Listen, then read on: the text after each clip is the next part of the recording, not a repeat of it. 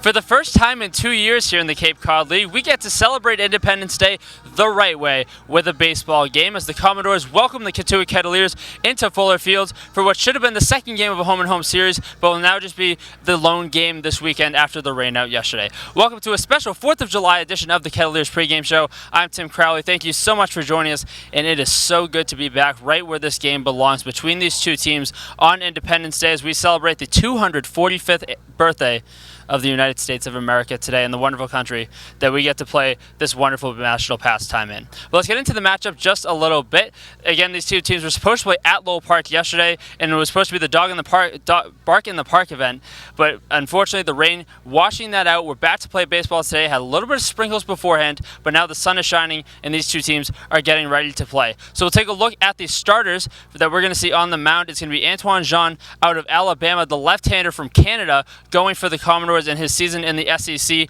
He went 2-1 with a 3.76 ERA, the 24 strikeouts, but did have the 16 walks, so keep an eye on his control today. But it means a lot to be out on the 4th of July because on holidays like this, it just means more. Now over to the Cotuit side, we get to see our third look at Justin Mice, who was really solid in his start against Brewster. He allowed the 2-run home run early, but was flawless after that over 4 innings of work. He's going to try to continue to give this group some length and turn in another quality start just like he did against Wareham and Brewster. It's the first time that these two teams will play in 2021. It was Falmouth taking the advantage 4-2 in 2019, so the Kettleers will look to come back here on Independence Day and get back on the right track. To do that, here's some keys to the game. Number one is scoring for Justin Mice. This team shut out the last time that Mice started last Saturday against Brewster.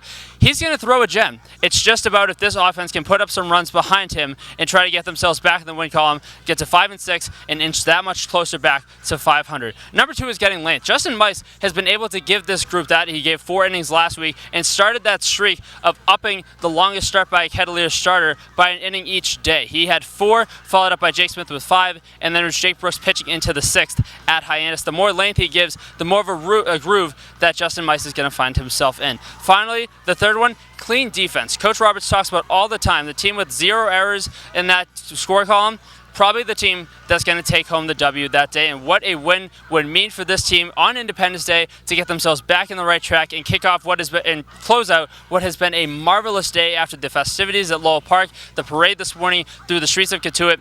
What better way to close out Independence Day than with a win?